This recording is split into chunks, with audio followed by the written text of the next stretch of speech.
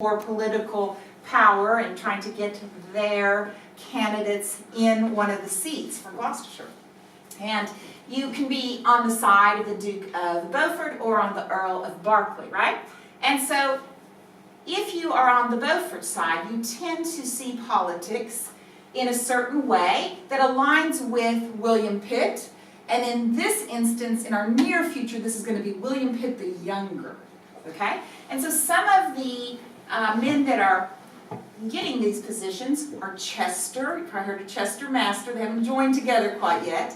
And then our Dutton runs in 1781, and he will decide not to run in 1784, and he will ask that his brother-in-law be his successor, and so Beaufort supports him. And I was going to ask you, do you all pronounce this Guys or Guys? Guys. Okay. Guys is the family. It'll be the brother of the Earl of Berkeley, or the Guys family, and his son will run against his son for a seat. That gets very, very expensive when they don't stay in their lanes, right? So for decades, the Beauforts candidates are not opposed by the Berkeley candidates and vice versa, but when they are opposed, the cost of the election goes very, very high. And so that will happen to his son, will run against his son. Okay, and then this is going to help him gain the peerage because he's on the right side of politics for the crisis that's about to occur. So what happens is, why does he get raised to the peerage? What happens that raises him to the peerage? Well, you have to put it in context of what's happening. I don't think he could have expected to be raised to the peerage in 1781. But what happens in this time is a great crisis, has a lot to do with those darn American rebels, I'll tell you. Americans are the problem. There's a political crisis between March 1782 and March 1784. There are 5 prime ministers. And that shows you how topsy-turvy politics is at the time, and stability is lacking. And I want to go through what happens to each of these prime ministers to set up what the situation is that William Pitt is creating baronages. You may have heard of Lord North because he'd been prime minister for 12 years, and he resigns in March of 1782, largely because Cornwallis has just surrendered to George Washington at Yorktown, Virginia. That's going to be, ultimately, they realize that's the end of the war. They're not going to be able to pursue the war anymore. That's a great failure of the North government. So North, very relieved to get out of government. He's been wanting out forever. Finally, the king accepts his resignation. And so he's gone. So then we have Lord Rockingham. The king, George III, asks Lord Rockingham to take the premiership, and he does, and then promptly dies. So he's gone. Third prime minister is the Earl of Sherborne, and I wouldn't want to have been him, because he has to deal with the peace process, signing the peace treaty with the Americans. And he signs the Peace of Paris. Ben Franklin is the American major negotiator at Versailles. And Americans, they were thinking they'd just get what's in the yellow inside the proclamation line. I mean, that's the place they occupied at the Revolution, kind of hugging the East Coast. And I think Americans, that's all they thought they would get. But Ben Franklin, he negotiates a really good deal under the table with the British. And the British give him all the land to the Mississippi River except pretty much Florida and her panhandle. This is a lot more than the British government thought they were going to give away, and a lot more than Americans ever dreamed of getting. Why? I think Earl Sherborne was a great advocate of free trade, and he said, I want to set up the Americans as a strong trading country, and we'll make it much richer. All of us will be richer as a result of this, right? Adam Smith would have loved him. And, but there's a big shock. How could you do that? He said, well, if we don't give it to them, the French will take it, and then our enemy will have it. And we think the Americans are more likely to be our friends in the future. But this does not go down well at home, because they've given away all this land to the Americans, and he falls from power. After 9 months, I believe. And then the Duke of Portland comes, and he proposes a bill in the House that is to reform the East India Company. You know, it has a monopoly, it's got a lot of corruption going on, this big company. And the king is really angry about that, and he says if anybody votes for that bill, they will be my personal enemy. Well, that is a great slap in the face to the Duke of Portland, so he's gone. Okay? And it's just topsy-turvy government. And so then the king asks William Pitt the Younger, much, much younger. He's 24 years old. He's the youngest prime minister ever in British history, and the claim is a kingdom trusted to a schoolboy's care is what we've done, right? And people just can't believe it. Oh, by the way, he's good friends from college or university with William Wilberforce. They're good friends together. But anyway, he's been prime minister 1 month. It is January 1784, and there's a vote of no confidence, which he loses. So surely he's out, right? He's out. Except he's not out. He refuses to resign.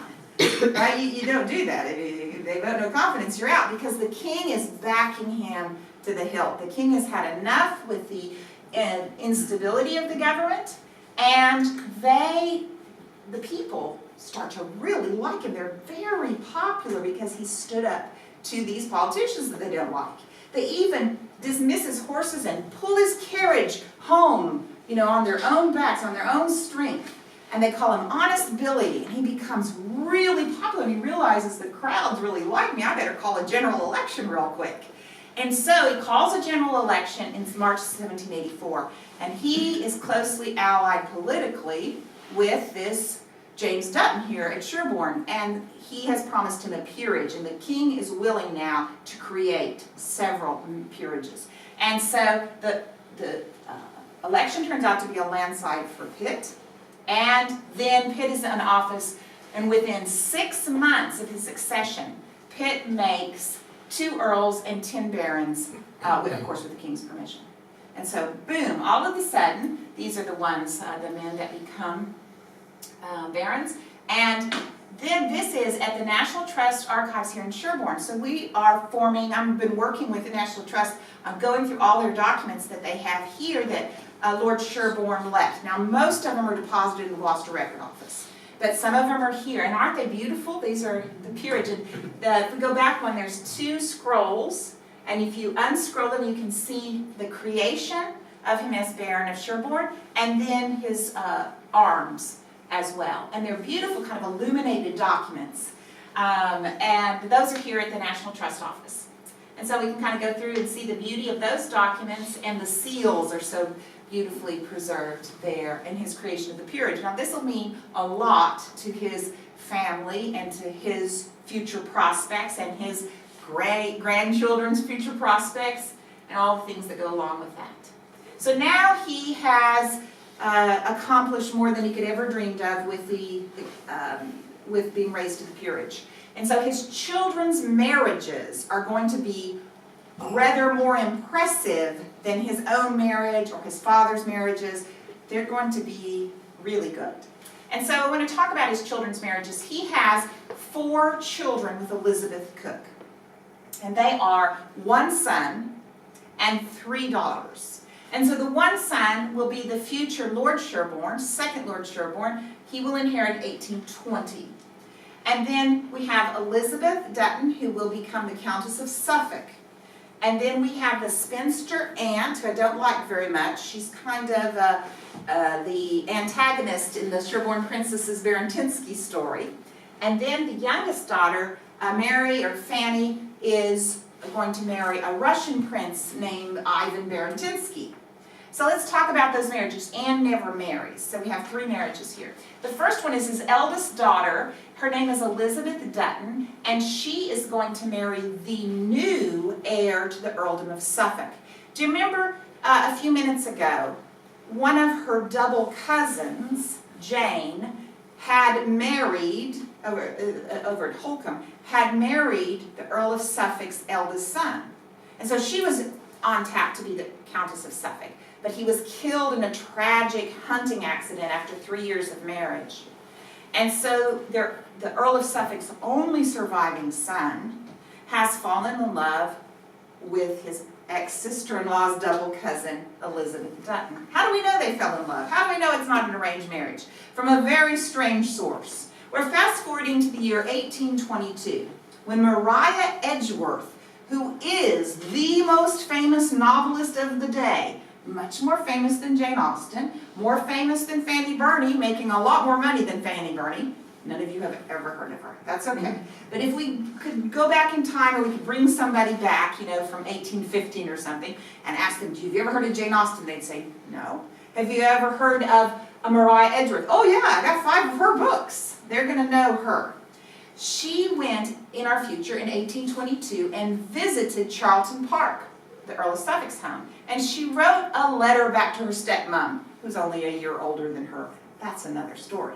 And she says to her stepmom, well, remember I was telling you about Lord Suffolk's family? I forgot to tell you that Lord Andover and a Miss Dutton was at Charlton, where all went on, I guess, much as a Lovell castle. Very formal, very silent. Miss Dutton was very amiable, excessively timid. And one day after dinner, Lord Andover, his name is Thomas, in the presence of Lord and Lady Suffolk, and speaking out loud, said, Miss Dutton, I see from the way in which things are conducted here that I shall never be permitted to have the opportunity of speaking to you alone unless you now be so good to walk with me into the library and give me leave for half an hour or an hour's conversation to you.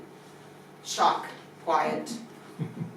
To the inexpressible astonishment of Lord and Lady Suffolk and all their formalist present, Miss Dutton rose, and Lord Andover handed her out, and when he handed her in again, they had announced they intended to marry. So, this is going to start a long reliance between the Duttons and the Howards of Suffolk, Berkshire. The Earl of Suffolk is also the Earl of Berkshire. And so, that'll be a very important marriage to our village. Now, when our Dutton, Elizabeth Dutton, goes and is engaged and then gets married to the Earl of Suffolk, the heir to the Earl of Suffolk, the Viscount Andover, he only has one living sibling, and her name is Lady Catherine Howard, and she's in the midst of her own romance, and these are the beset love letters, which I found in this village, which I love, and I'm speaking on in Malmesbury in July, finally to Wiltshire, about these letters that really are all happening in Wiltshire, but she's going through this drama because in letter 8, he says to her, a day I shall never forget. It was in October of 1802, a day I shall never forget while I have any memory left, that I met you by mere accident. We're walking in the park at Charlton. So the local vicar at Malmesbury has fallen in love with Lord Andover's only sibling. But this is a forbidden match. Okay? All right. And so, the Viscount Andover and Elizabeth get married again at St. George's Square, Hanover. That's the place to get married. Okay? And so, this is where they live at Charlton Park. The Earl of Suffolk still owns these, but he's rented them out for 75 years. It's a beautiful place. That's where she becomes the mistress of this house. And this is the interior, the Great Hall at Charlton Park. Now, this is her family. Of course, you don't have to memorize all this or anything. But Thomas Howard, the Viscount Andover, will, in 1820, become the Earl of Suffolk. And this is First Lord Sherborne's sister up there, right? She's a Dutton girl. And look at the slew of children they have. Whole bunch of them. Their eldest child will come back and marry second Lord Sherborne, his cousin. Okay? So, third Lord Sherborne has grandparents that are Duttons and the Earls of Suffolk. So there's a double marriage between the Duttons and the Suffolks. And that's probably how the beset love letters got in this village somehow. Okay? So they have a slew of ones, and of course they have the future Earl. But I just wanted to let you know, all these kids are going to be cousins then of the Dutton children. Okay, go ahead. Now, his heir will marry. So this is James, our first Lord Sherborne. His oldest son, when he's an older man, will marry a little later in the year, in August of 1803.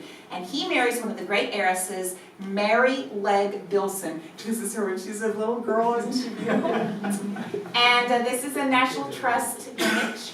And she is a great heiress because her father is Lord Staywell, and her mother has a title. She's one of the few women that are inherited in her own feminine right. And they only have one child together. They don't have a son. And so all of these estates are going to go to her.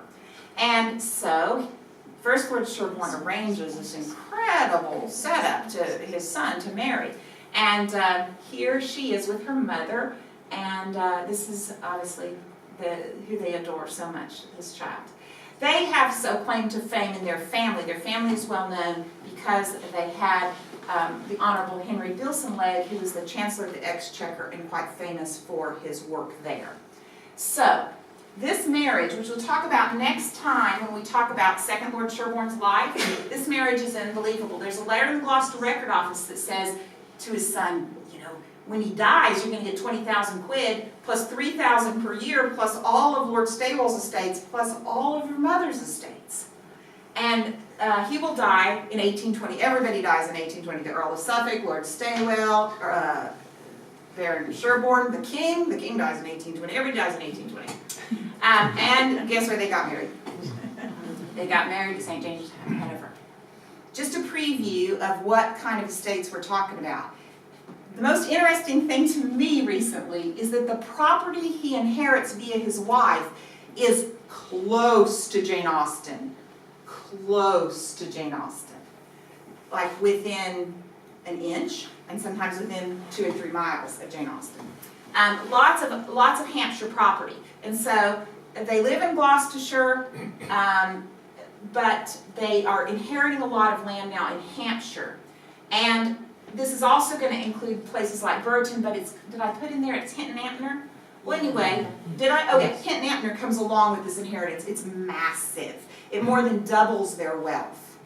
And so the second Lord Sherborne is going to be like, I can rebuild the village. I can build all these model cottages. I can rebuild the house. And he gets in huge debt in our future. Okay, but that's our future. And here is a letter I bought on eBay. I kid you not. This is, First Lord Sherborne is down in Alton. Alton is 2 miles from Chawton, where Jane Austen is. This is where Jane Austen goes to shop. Right? This is the city that has, or the town that has shops to go into. And he's down there, and Jane Austen's still alive.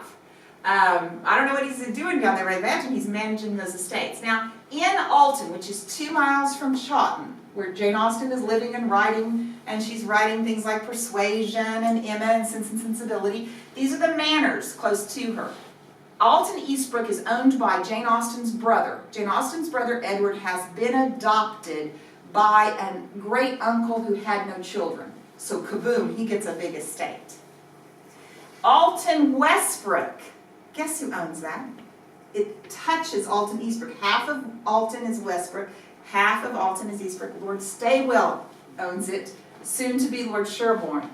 The manor of Trunchetts is owned by Lord Stawell and rented by Edward Knight, Edward Austen Knight, Jane's brother. There's a connection going there. There's a physical proximity that is getting really scary and exciting for me. Okay, so the next thing is, if you go on the modern roads, it takes you 2.5 miles, but the way you could walk across the old patterns, the old tracks, you would get there in 2 miles. Just spent a week down there. Hinton Ampner is in this inheritance, so the next generation is going to be twice as rich as they are now.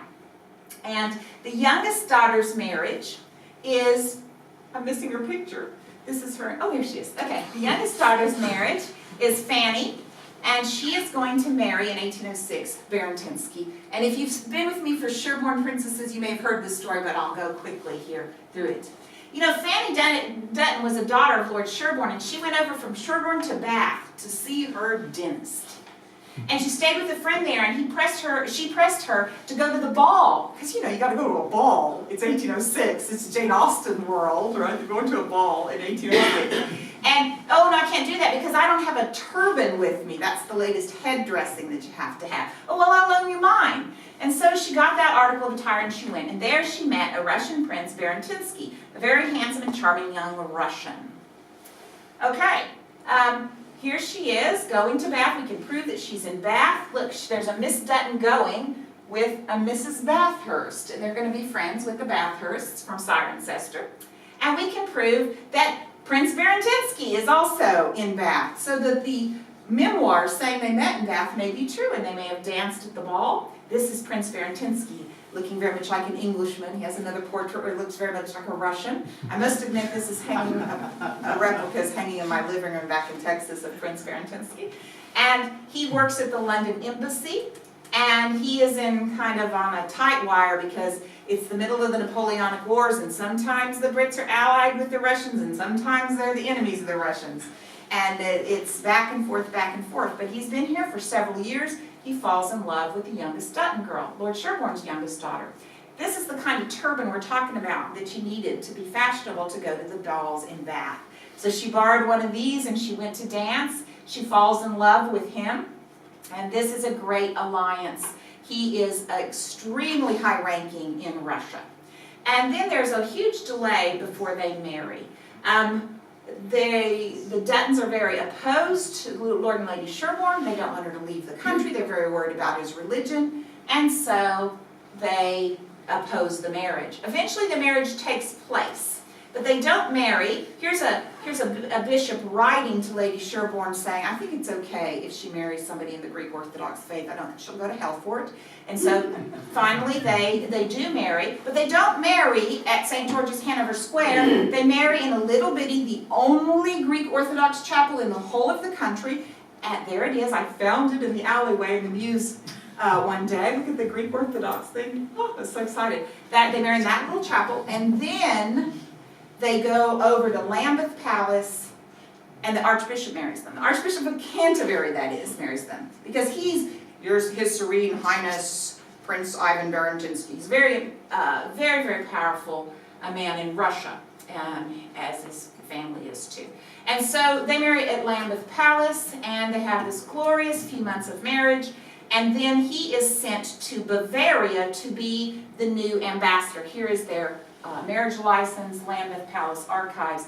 Appreciate the rector has gotten some other documents for me there too. They go and they meet the king, and her dress now is described in the papers because she's so high-ranking, and then they have to go off. They have to go to Bavaria. But when they are in Germany, Napoleon invades, and she is great with child. And as Napoleon invades, they flee, and they are in a sled, and it is a scary time. Dreadful hardships, flying in open sledge. It's winter. They're in want of food and cold. The baby is born. And the delivery does not go well. And the mother dies a few days later. And there is a fabulous monument in our church to her. And way up high above the choir is a woman flying off to heaven, and little cherubs taking her soul to heaven. And down below there's a little baby. And the baby survives. This is a modern-day map of Germany, not an old map. They have limped over to Altona, and the baby then comes back and is raised at Sherborne. And so her funeral procession, Princess Barantinsky, the mother, is buried here at Sherborne in the family vault. This is who I believe a painting of her when she is 16. The baby survives, is raised here, and raised by her grandparents, Lord and Lady Sherborne. And then what happens to her, you may already know, because it's in the Barantinsky booklet, and if you want to buy one of those are £2. It's about a 26-page book on it, and those proceeds go to the church here. But her life does not go well, and we'll talk about that when we get to second Lord Sherborne, tragic life. Now, at the end here, I'm going to tell you some interesting occurrences in the life of first of all, James Dutton has 2 illegitimate children. In the Gloucester Record Office, we can find him paying for the maintenance of 2 children. And that's just the way it is. You never put your illegitimate children in your will, or if you do, you certainly don't call them your illegitimate children, just paying the maintenance. You may also remember that his great-uncle had been pushing his father to redo the grounds at Lodge Park. That was one of the absolute mandates of his will, and he doesn't do it. In fact, they don't really touch Lodge Park at all, not until Edward, Lord Sherborne, who is Lord Sherborne in the First World War, not until his wife do they remodel it. So that was the Bridgman plans for the new park were supposed to be done, and they're not being done. It's just being left alone. We also know from a lot of documents from the different archives that he'll travel to London, Paris, Scotland, Ireland, Brighton, Ascot, Epsom, Badminton, of course, the Earl is there. Newmarket, probably for the races, Sheffield, Longford, Holcombe, because he's got double brother-in-laws there, and Bath, etc. He spends a lot of money for accommodation, horses, as he travels around. So those are some interesting things about his life. We do know that he keeps a house in London, as you would. You would need a house in London. His house does not actually stand. It's a modern building. But if you turn around, I wonder if his house might have looked just like this, because the whole rest of the street looks like it could be from the right era. And in 1776, when he becomes Lord Sherborne, the parish of Windrush and Sherborne are merged together and have stayed merged together for the duration. We've always had one vicar. And then there is also, in 1790, this is a 1790 map. This is the oldest map of the village. We have a key to a map in the 17th century, but not the map. So this is our oldest, and this is where we are, right there. There's nothing there. Yeah, nothing there. And that's because the model village and these homes here, these cottages, they haven't been built yet. That's all second Lord Sherborne. Virtually everything that we see in the village that we would recognize is built by his son. But if you want to know if your cottage stands or anything, I've got good detailed pictures of this. This has come out of the Gloucester Record. It's a huge map, about half the size of this room. And he spent money on dogs and servants and hair powder, although there's a tax on hair powder now. Allowance for his son John, lots of money on horse racing. Pottery, running for office. Jewelers, vaccinations. Oh, I forgot to say, this is the era of vaccinations. Jenner is from Gloucestershire, and Jenner's invented the pox vaccine, and so he gets his tenants vaccinated. He redecorates the dining room. He pays for dancing lessons for his daughter and his granddaughter, Princess Barentinsky. He likes to order specialty. So there we see some receipts coming through what he does in his life there. That's what he spends some of his money on. And his servants would have a livery. It was quite green, and you can find some of the buttons still in existence today. Then, at the end of his life, as he's getting older, his heir takes over. This is his son John, and John has to pay his father an annuity that comes out of the estate. He starts running affairs, and I'm hoping to find out if he's running Lord Staywell's affairs, because Lord Staywell's in his 80s, and John is his heir to running all those estates. And then Lord Sherborne dies in 1820. And so does the Earl of Suffolk, so does the King. This is his monument in our church, and it is put up by his son once our church has been remodeled in the 1850s. And then they are buried under the high altar. Here's his gravestone and hers. She goes immediately, now that she's the dowager, she goes and lives in Berkshire at Ruscombe House, which is where William Penn, who founded Pennsylvania's house, which I thought was really interesting. I thought that was so cool. So there she lives. And then his will. He is worth in his personal movable property in cash £58,000. And he gives $2,000 to Lady Sherborne. He gives some money to his late butler's siblings. He gives all his Irish estates to his heir, and the railways are coming. He's got investments in a railway that's non-existent. It's just 1820. He gives his shares to his son, and then his daughters. He gives $5,000 to the soon-to-be countess, $12,000 to his spinster daughter, and then some to his granddaughter that wasn't paid out yet with her mother's marriage settlement. And then, second Lord Sherborne is a very wealthy man, because virtually simultaneous with his father's death, his father-in-law dies virtually simultaneously, and he's very overconfident, spends, gets in more lawsuits than you can imagine, and he immediately orders architects to draw up plans and drawings that he's going to rebuild Sherborne House. That's what next Lord Sherborne's going to do. He's got ambition. And that is the end of his life and the end of this presentation.